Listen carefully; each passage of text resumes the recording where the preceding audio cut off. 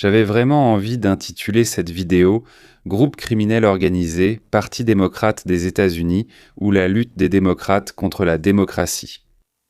Dans l'État de l'Arizona, selon toutes les données préliminaires, la gouverneure élue devait être la républicaine Kari Lake.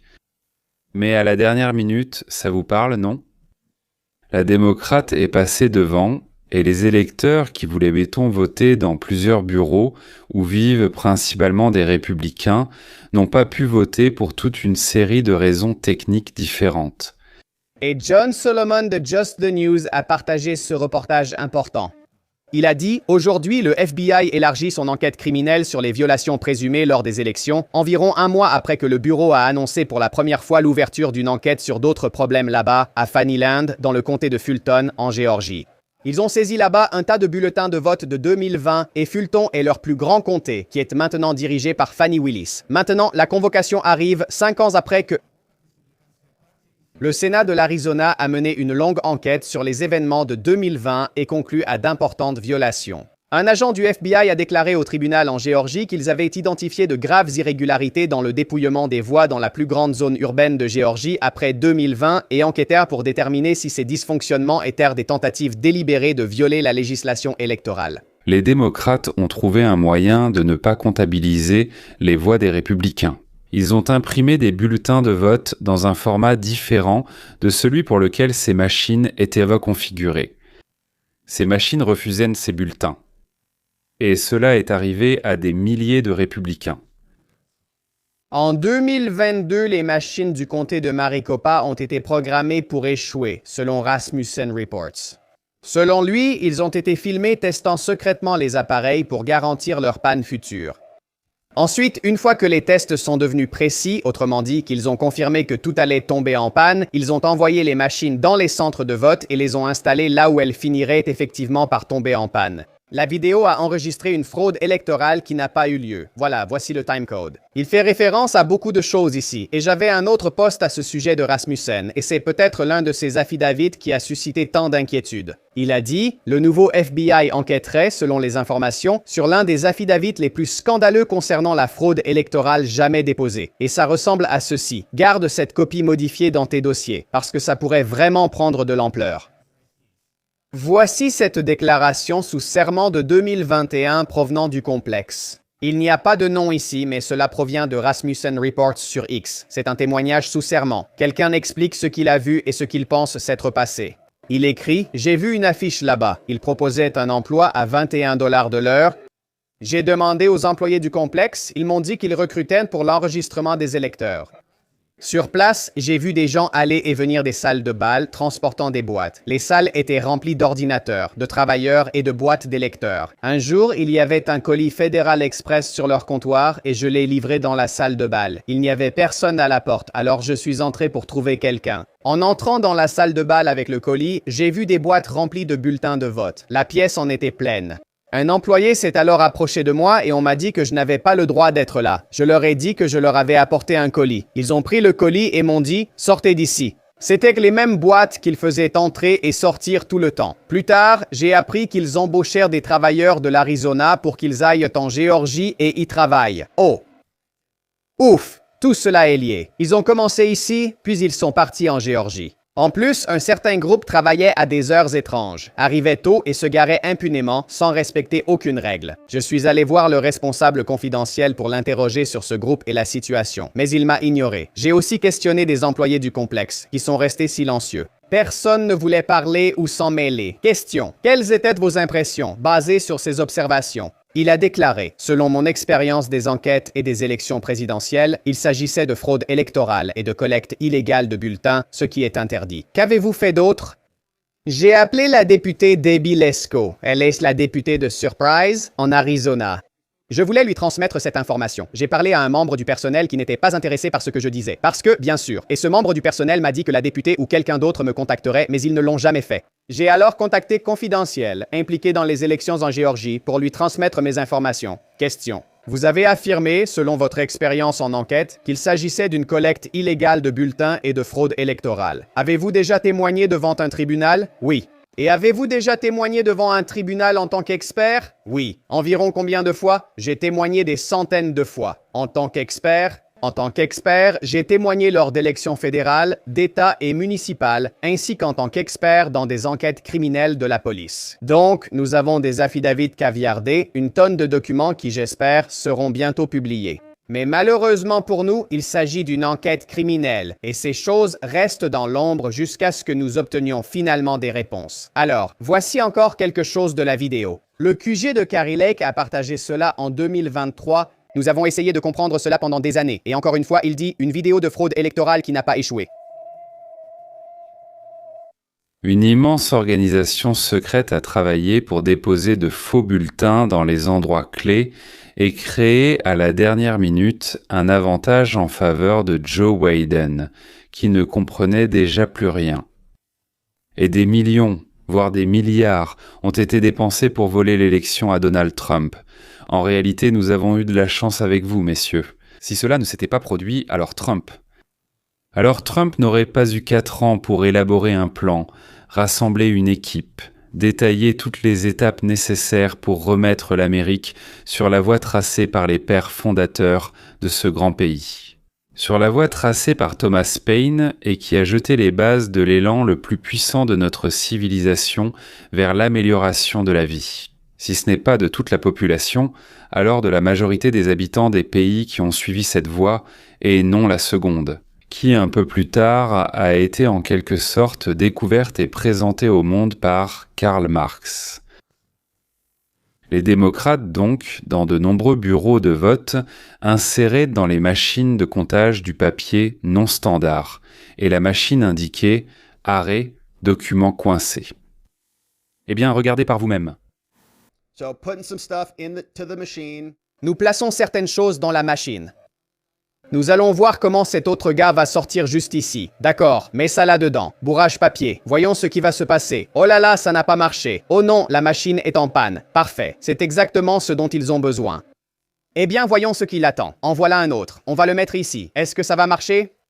Non, recrache-le. Oh non, parfait. Tout fonctionne parfaitement. Ils ne veulent pas que les bulletins des gens soient pris en compte le jour de l'élection. Tout ça, ça a marché. Les démocrates ont voté en grande majorité par correspondance. Et là, on voit qu'ils arrangent quelque chose. Et l'autre a des difficultés. Et laisse-moi t'aider avec ça. Non, tout ça n'était qu'une blague. Donc ça continue. Il va y avoir beaucoup de procès. Il y a déjà eu beaucoup de procès. Nous avons eu tout un procès à ce sujet. Cela n'a pas été fait en secret. Ce n'était pas des essais. Ce n'était pas une faute, comme quelqu'un l'a dit. Et j'ai hâte que cette affaire continue. Il y avait plusieurs listes de contrôle, et beaucoup de choses n'ont pas été testées. C'est le même schéma et la même pratique que nous avons déjà vu. Le comté de Maricopa n'a pas respecté la loi. Ils ont provoqué une panne massive et le chaos le jour des élections, et nous l'avons vécu. De mon point de vue, le Parti démocrate des États-Unis n'est rien d'autre qu'une organisation criminelle semblable à un cartel mexicain, qui est simplement obligé d'agir de manière plus prudente que le cartel. Comme je vous l'ai déjà dit, l'État de l'Arizona, le comté de Maricopa. Un comté, c'est un district administratif. Disons un district administratif. Et chaque État est composé d'une série de ces districts administratifs dont je viens de vous parler. Elle était directement connectée. C'est bien de cela qu'il s'agit. On formait des gens ici avant de les envoyer là-bas. Par la tromperie et la fraude, avec l'État de Géorgie, le comté. Comté de Fulton. Où sont les documents? Ils ont été arrêtés il y a 2 semaines. Le FBI est soudainement arrivé là-bas. Avec une perquisition, avec un mandat, de Maricopa, ce qu'on appelle un grand jury élargi, du tribunal. Là où vous vous souvenez, Fani Willis menait des affaires contre Trump, et elle a failli le mettre en prison. Mais en cours de route, il s'est avéré qu'elle avait embauché son amant au travail. Et ensemble, ils dépensaient autant. En gros, ils détournaient un an de l'argent alloué justement pour tenter d'accuser Trump.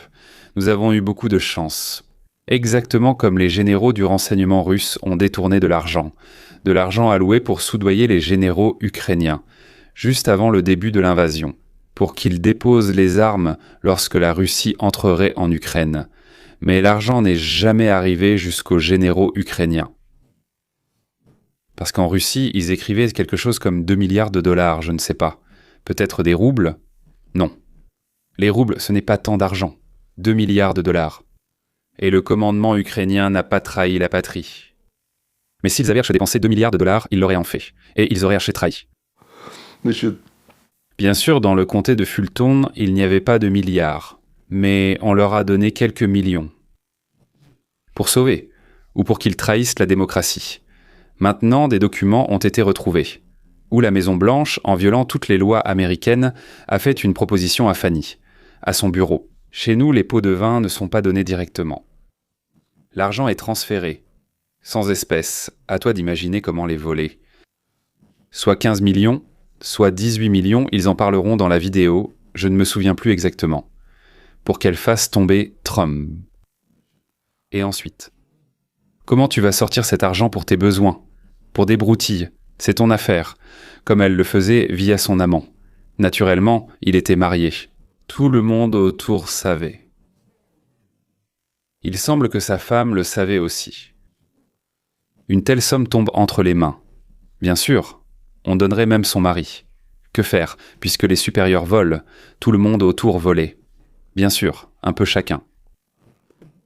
Alors, dans le comté de Fulton, Fanny a été attrapée.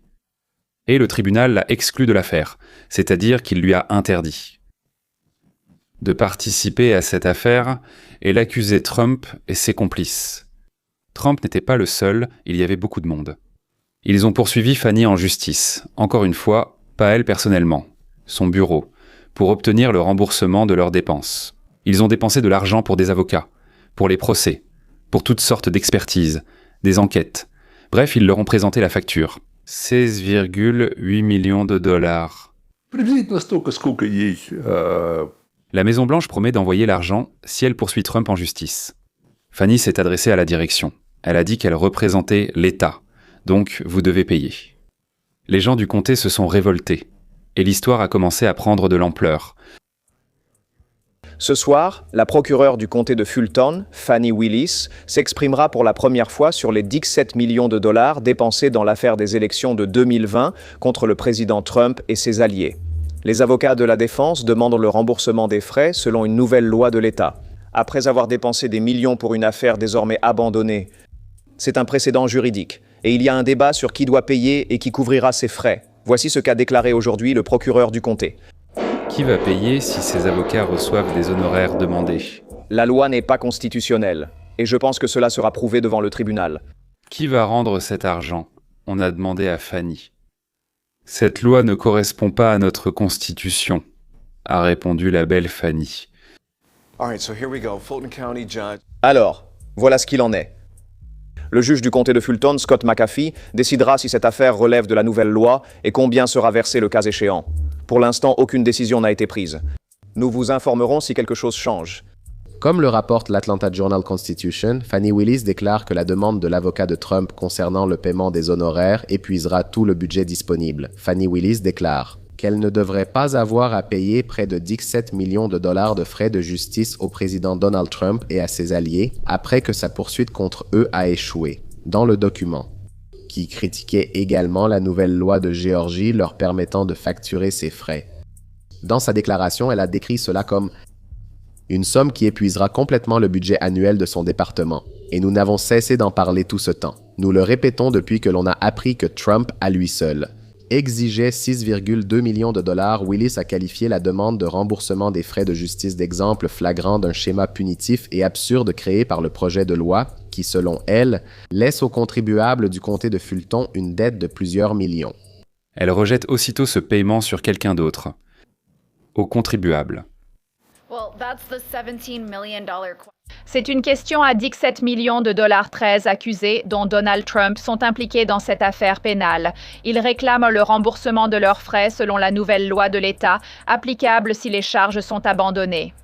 Ils ont donc remis des centaines de pages de reçus pour espérer récupérer leur argent. Mais c'est au juge Scott McAfee de décider s'ils y ont droit et combien ils recevront. Dans sa déclaration, elle affirme que le procureur du district n'a pas l'intention de permettre aux contribuables du comté de Fulton de payer une somme aussi absurde pour une raison tout aussi absurde. Willis a déclaré que les demandes des défendeurs incluent des séjours à l'hôtel ridiculement chers et des repas de fruits de mer dont le coût se chiffre à des centaines de dollars. Donc, elle ne s'attaque pas seulement à la loi selon laquelle Trump et ses collaborateurs peuvent percevoir des fonds, mais elle conteste également ce montant. Je vous en prie. Le tribunal a déjà examiné la requête de Fani et l'a rejetée. Elle s'est vue interdire toute intervention dans l'indemnisation des pertes. C'est évidemment un coup dur pour Fani, mais pour l'instant, les audiences continuent. Concernant le remboursement de ses frais et dans quelles limites, cela n'a pas encore été décidé. Et moi je dirais une chose. C'est dommage que ce montant ne soit pas à la charge personnelle de Fani ou de son amant. Ça aurait été très agréable de les voir se démener, se tortiller, transpirer. Et puis ils se dénonçaient l'un l'autre. Mais Fani doit encore passer en jugement, à cause du fait qu'elle a coordonné ses actions avec la Maison-Blanche et avec le commission d'enquête du 6 janvier sur la prétendue attaque du Capitole. Fani n'avait pas le droit. Agir sur ordre de l'administration. Chez nous, le procureur est indépendant. Indépendant, ils sont élus. On vote pour eux. Ils sont indépendants. Comme vous le savez, nous vivons dans le même monde. Nous sommes tous dépendants. C'est pourquoi les procureurs sont aussi dépendants. Et tous les autres aussi sont dépendants. Ils ont eu un Trump comme ça, qui ne dépend de personne, et ça les rend fous à cause de ça. Ayant compris que Trump est déjà devenu le 47e président, les démocrates ont commencé à brûler des documents. Je dirais ça comme ça. Ils endommagent les ordinateurs et volent de l'argent à une échelle jamais vue auparavant. Même l'Empire romain en déclin n'a pas connu cela, ni Babylone. Même l'Égypte centenaire n'a pas connu cela. Quel centenaire? L'Égypte millénaire. Voilà ce qu'ils ont fait juste après les élections. Littéralement jeudi dernier, l'Agence de protection de l'environnement a attribué 1,6 milliard de dollars à 84 nouveaux bénéficiaires dans le cadre de son programme de subvention pour la justice environnementale et les changements dans les communautés. Et maintenant, vous voyez comment ils jettent simplement l'argent à droite et à gauche. Voilà ce que j'appelle du gaspillage. Ils créaient à la hâte de nouvelles organisations à but non lucratif et des entreprises. Et ils y injectèrent de l'argent. Ils y versaient des milliards de dollars. Oui, des milliards. Je ne me suis pas trompé. Saviez-vous que votre Stacey Abrams essaie toujours d'obtenir 2 milliards de dollars que l'administration Biden a alloués pour elle et ses collègues? Cela faisait partie d'un paquet plus important de 20 milliards de dollars d'allocations qui ont été attribués par Biden à différents groupes d'activistes pour le climat. À cette belle femme, ils ont transféré 2 milliards, et cela faisait partie d'un paquet de 20 milliards que les démocrates ont transféré à des organisations qui faisaient la propagande du danger du réchauffement climatique mondial.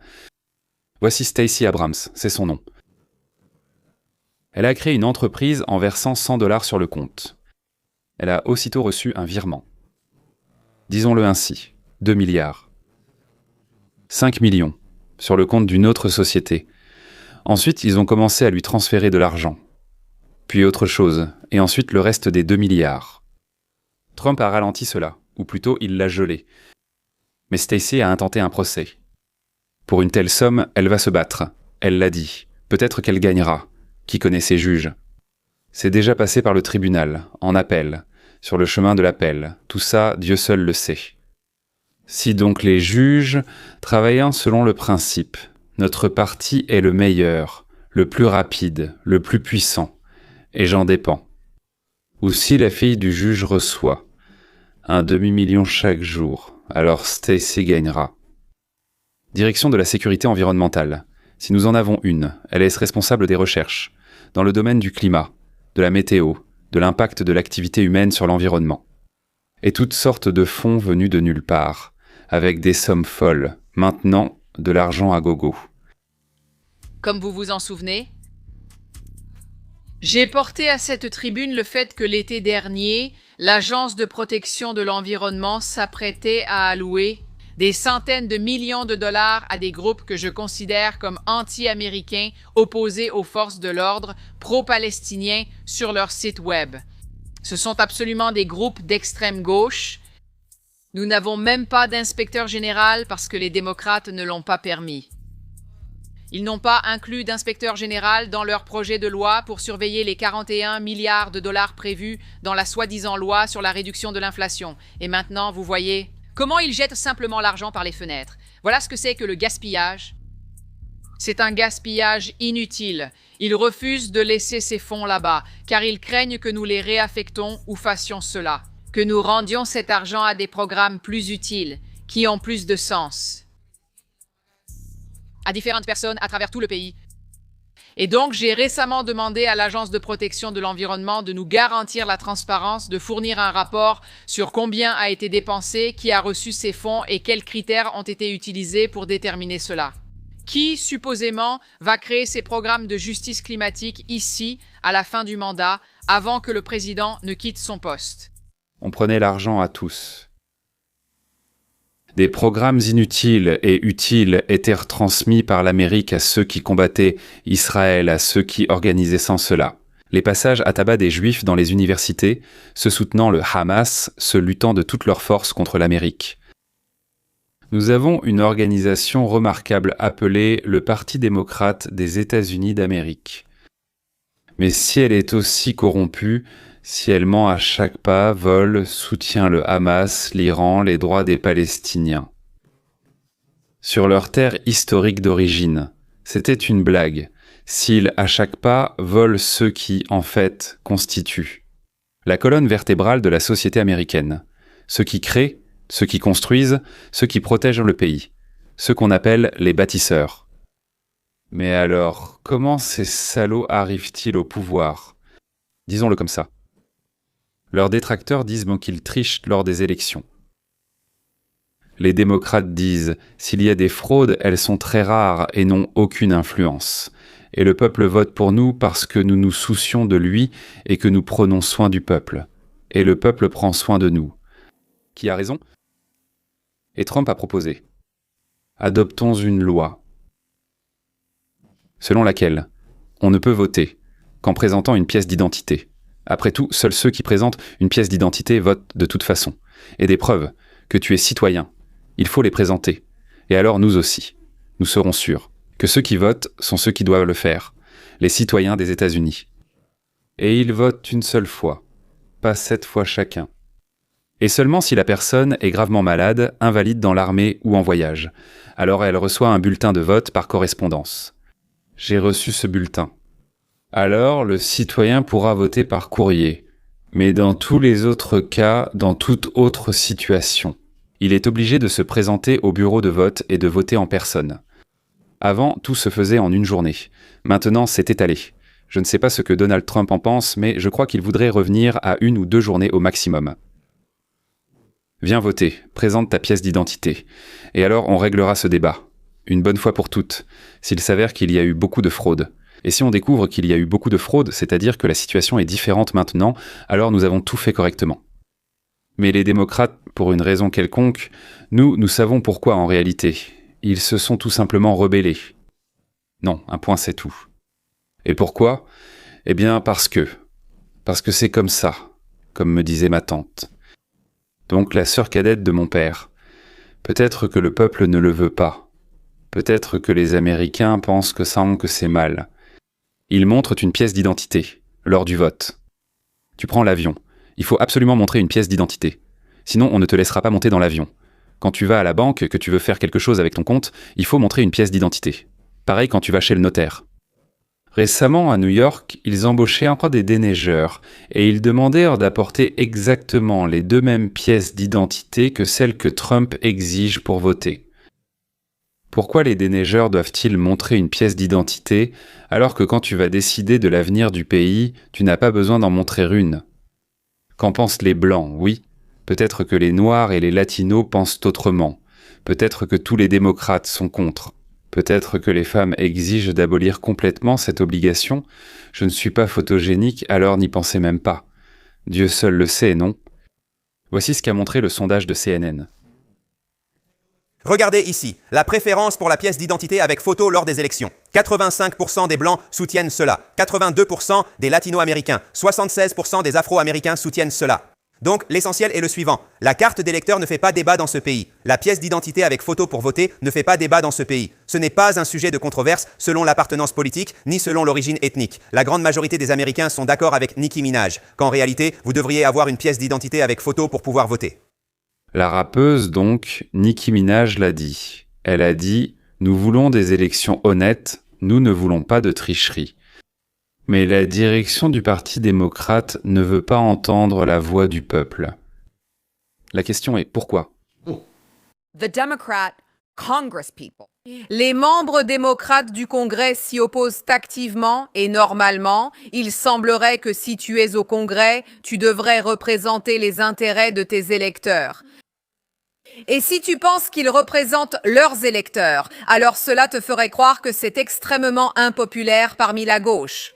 Par exemple, les démocrates, leurs électeurs ne veulent pas de pièce d'identité pour voter. Mais voici ce qui est étrange. Ce n'est pas vrai. L'immense majorité des Américains des deux côtés sont d'accord pour dire que nous devrions avoir des élections sûres et fiables. Les démocrates que vous entendez au Congrès agissent comme si c'était controversé, mais tout cela n'est qu'un spectacle.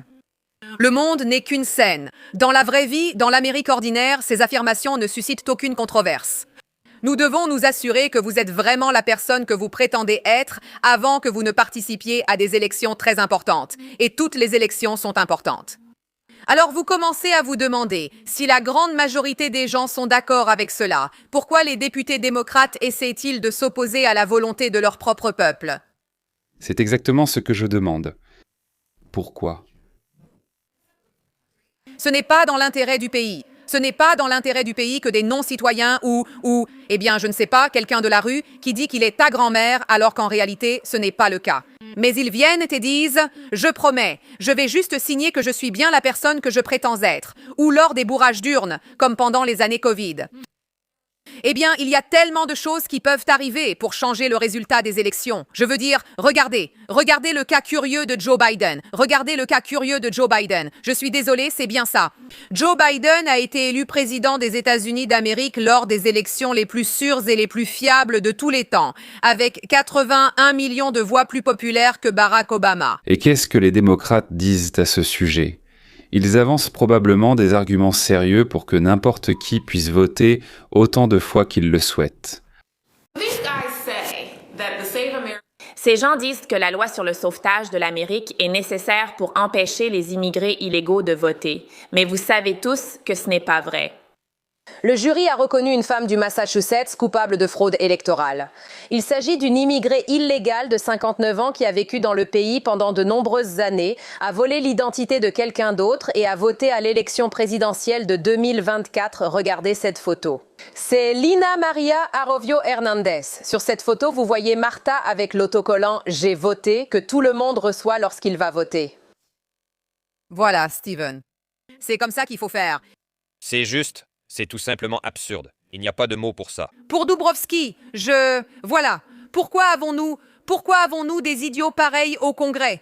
La gauche dans les médias est horrifiée, car avec son palmarès de réussite et un système électoral fiable, il pourrait ne plus jamais gagner d'élection. Voilà pourquoi vous assistez à cette hystérie. La foule anti-MAGA reste en quelque sorte à l'écart de tout ça. Je pense que pratiquement tout le monde est d'accord avec la loi SAVE. Même beaucoup de démocrates sont d'accord avec la loi SAVE. Eh bien sûr, exiger des électeurs qu'ils présentent une pièce d'identité et l'inscrire dans la loi, c'est évidemment du racisme, les gars, parce que c'est ce qu'a dit Chuck Schumer. C'est comme une taxe de capitation, mec. Si vous ne pouvez pas trouver votre acte de naissance ou une pièce d'identité appropriée, vous serez discriminé. C'est méchant et dégoûtant. Et j'ai dit à nos collègues républicains, cela ne passera pas au Sénat. Vous n'aurez aucune voix démocrate au Sénat. Nous ne ramènerons pas les lois Jim Crow dans le pays. Quand le peuple américain saura ce que cela fait vraiment et son vrai but, il s'y opposera aussi. Combien de fois allons-nous tomber dans le même piège avec ces journalistes corrompus et les sbires des médias et des démocrates? Pourquoi serait-ce raciste de demander une pièce d'identité? C'est ce qu'ils suggèrent, non? Si on fait une analogie avec les lois Jim Crow, eh bien, les personnes blanches n'ont aucun problème à obtenir une pièce d'identité, à trouver leur acte de naissance, leur permis de conduire ou un autre document qui n'est pas lié à la conduite. Les personnes blanches, ce n'est pas un problème pour les gens de le faire. C'est Dan Bongino qui a montré dans son émission l'intervention du principal démocrate au Sénat, Chuck Schumer. Et qu'a-t-il dit quand il a appris que 80% du pays voulait qu'une pièce d'identité soit présentée lors du vote? Vous avez récemment réagi à la publication du président Trump sur Truth Social concernant le SAVE Act, affirmant que s'il ne signe pas les projets de loi tant qu'il n'est pas adopté, le Sénat serait totalement bloqué. Pouvez-vous expliquer, n'est-ce pas un coup de poignard dans le dos du peuple américain, dont 85% des électeurs soutiennent la présentation d'une pièce d'identité pour voter? Oui, mais l'heure Oui, ne concerne pas l'identification? tout d'abord, il s'agit de l'inscription des électeurs. Cela permet à l'ICE d'exclure des dizaines de milliards de personnes des listes. Et ils ne sont pas informés de cela avant le jour des élections. Et tu arrives et on te dit « Vous n'êtes plus inscrit, vous n'êtes pas inscrit ici, vous n'êtes pas sur les listes. » Et ils disent « Je ne le savais pas. » Eh bien, il ment tout simplement. Eh bien, il invente soit sur le moment, soit ils ont préparé à l'avance une telle version. Parce qu'ils savent très bien que tout le peuple exige qu'ils votent et qu'ils présentent une pièce d'identité. Mais c'est intéressant ce qu'il a dit, je ne le savais pas avant. Donc, il mentait là-bas, il ne le savait pas avant. Mais si tu ne savais pas quelque chose d'aussi important avant, à cause de quoi il ne fallait surtout pas voter pour ça, pourquoi alors, avant de l'apprendre, tu t'y opposais aussi et, disons, tu appelais cette loi un projet de raciste? Eh bien, c'est intéressant. Il n'y a pas si longtemps, c'est vrai, à l'époque où Schumer avait encore des cheveux sur la tête et peut-être un cerveau dans la boîte crânienne, à cette époque-là, il disait quelque chose de complètement opposé. Et à l'époque, on aurait même pu l'appeler un trumpiste. Alors, parlons maintenant d'un autre haut responsable démocrate qui se retrouve sous un nouveau regard attentif. Une vidéo des années 90 montre Chuck Schumer, alors leader de la minorité au Sénat, soutenir les contrôles d'identité contre la fraude à la sécurité sociale. Avançons à aujourd'hui. Il s'oppose maintenant à l'identification des électeurs aux élections fédérales. Admettons la vérité. Où que les gens aillent, on leur demande leur carte de sécurité sociale. Présentez votre permis de conduire et votre carte de sécurité sociale prouve que vous êtes de bonne foi et apte à travailler. C'est terrible ce qu'il dit. C'est terrible et il s'avère qu'il faut présenter 2 pièces d'identité. Sinon ce ne sera pas honnête. Je peux vous montrer des dizaines de vidéos de démocrates, l'air ivre, criant que c'est la fin de la démocratie si on oblige les gens à présenter une pièce d'identité lors des élections. Je pense qu'aucun autre pays n'est comme ça, non ? Donc on peut simplement venir et dire « Je suis Vatka Poupkin » ou juste comme ça « Viens ici, j'écris ce que je veux et je vais voter. » Voilà. Et d'ailleurs, les démocrates disent que forcer les électeurs à obtenir, s'ils ont perdu leur certificat de naissance ou une pièce d'identité avec photo, c'est extrêmement difficile. Je vous ai déjà dit, il y a quelques jours, j'ai vérifié et donné les chiffres qu'en 4 à 6 semaines, on peut obtenir tous les documents et que cela coûtera environ jusqu'à $150. Cela varie selon les États. Jusqu'à $150. Mais si tu ne les as pas ou si tu es handicapé, contacte la section locale du parti pour lequel tu comptes voter. Et ils viendront chez toi, rempliront les documents et paieront pour toi. Donc tu n'auras qu'à signer les papiers et te laisser prendre en photo. Sur un fond blanc. Ce sera très difficile. Il faut le faire sur un fond blanc. Ils disent un fond clair, n'est-ce pas? C'est-à-dire pendant les 2 ans entre les élections. Trouver une demi-heure de temps libre. Je pense que c'est possible. Et vous, qu'en pensez-vous? Est-ce dur? Ou est-ce que c'est carrément impossible, comme l'affirment les démocrates, ou bien ceux qui ne peuvent vraiment pas le faire ne devraient-ils pas avoir le droit de voter et décider du destin du pays? Le vote n'est pas un devoir, c'est un privilège. Nous nous sommes battus pour cela et nous continuons à nous battre. Et il ne serait pas mal de le mériter. Qu'est-ce que Trump propose? Et où cela s'est-il bloqué?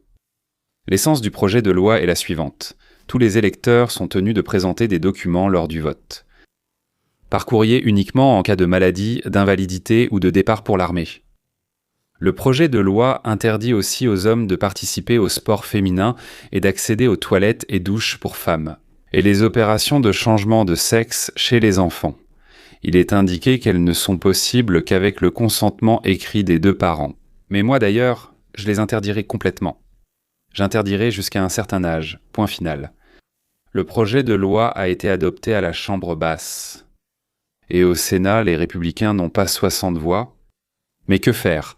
Les républicains peuvent, pour ce projet de loi, supprimer ce qu'on appelle le filibuster. Encore une fois, j'en ai déjà parlé. Laissez-moi répéter. Le filibuster, c'est le droit de la minorité de discuter des projets de loi sans fin et d'empêcher de passer au vote. Pour arrêter le filibuster, il faut 51 voix, mais les sénateurs n'aiment pas enfreindre les règles du Sénat. Et ils le font en réalité extrêmement rarement. Par exemple, les démocrates ont supprimé le filibuster pour la confirmation des juges. Mais 2 ans plus tard, cela a permis à Trump d'introduire à la Cour suprême la personne qu'il voulait, sans se soucier des démocrates. Les démocrates ont commencé à crier « Là, et c'est cringe, les juges, c'est une chose, mais la Cour suprême, c'en est une autre. » Nulle part il n'était précisé qu'il s'agissait du niveau des juges. C'est pourquoi Trump a profité de ce que les démocrates avaient mis en place.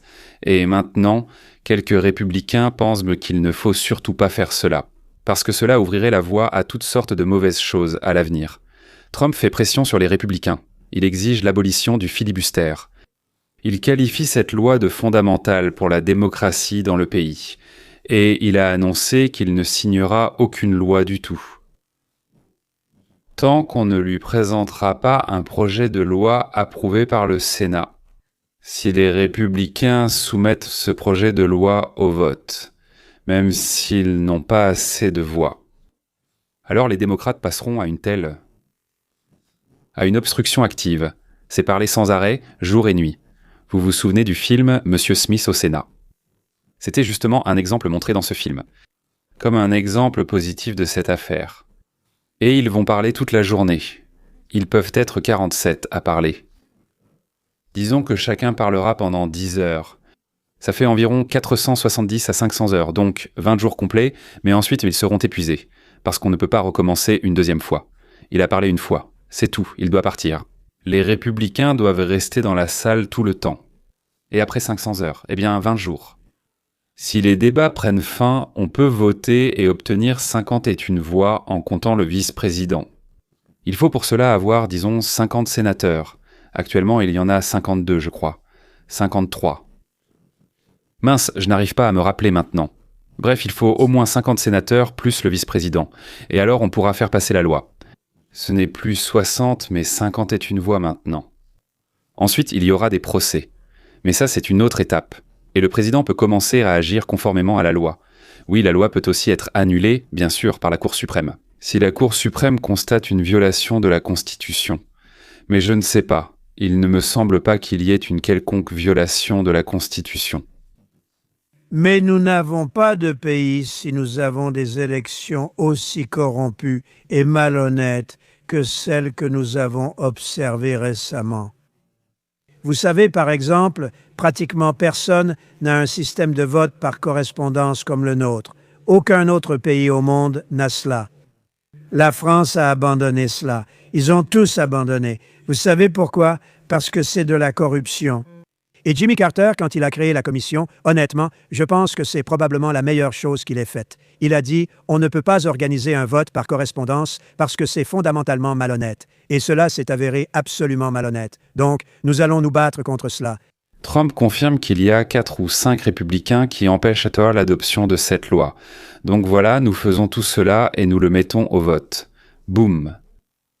4 ou 5 personnes ne votent pas. Nous devons en perdre au maximum 2, 3 tout au plus. Mais pas 4 ou 5, c'est impossible. Donc ce n'est pas tant à cause de la loi, mais à cause du filibuster, de l'abolition du filibuster. Il dit « Le pays, Trump parle ». Le pays veut des élections honnêtes, et c'est plus important que les règles du Sénat. Donc, vous prenez le pays en otage. Donald Trump menace directement ses sénateurs, en disant qu'il s'occupera de leur réélection s'ils n'agiront pas dans l'intérêt du peuple. Eh bien, il y a quelques sénateurs qui ne se représentent pas, donc ça ne va pas vraiment les effrayer. Maintenant, le peuple, 85% du peuple exige l'adoption de cette loi. Et ça, ces gens. Il a dit d'ailleurs Trump qu'il nommerait précisément les républicains qui résistent. C'est une honte pour notre nation. Peut-être que Trump proposera d'ajouter donc à ce projet de loi quelque chose de très important pour ses sénateurs, plus précisément à ce qu'on appelle leurs États. Et ils céderont, parce que l'État commencera à faire pression là-bas, disons, les gens de l'État commenceront à appeler, et ainsi de suite. Trump a la majorité du Sénat pour la loi, mais il n'a pas la majorité pour briser le filibuster. Mais Trump comprend tellement bien que cette loi, c'est vraiment une question de vie ou de mort pour la démocratie. La démocratie, quoi qu'on en pense, n'existe que lorsque tous les votes sont comptés. Et les votes de ceux qui ont le droit de voter sont comptés. Si 2 voleurs se sont introduits par hasard dans votre cuisine, ils n'ont pas le droit de voter sur la façon de répartir l'argent que vous, votre mari ou votre femme avez gagné. N'est-ce pas? Voilà. Et vous, qu'en pensez-vous? Pourra-t-il vaincre les républicains, les forcer à abolir le filibuster, ou va-t-il céder? N'oubliez pas la cloche, s'il vous plaît, mesdames et messieurs, et l'abonnement. D'abord l'abonnement, puis la cloche. C'est utile pour vous et agréable pour nous. C'est tout pour aujourd'hui. Au revoir.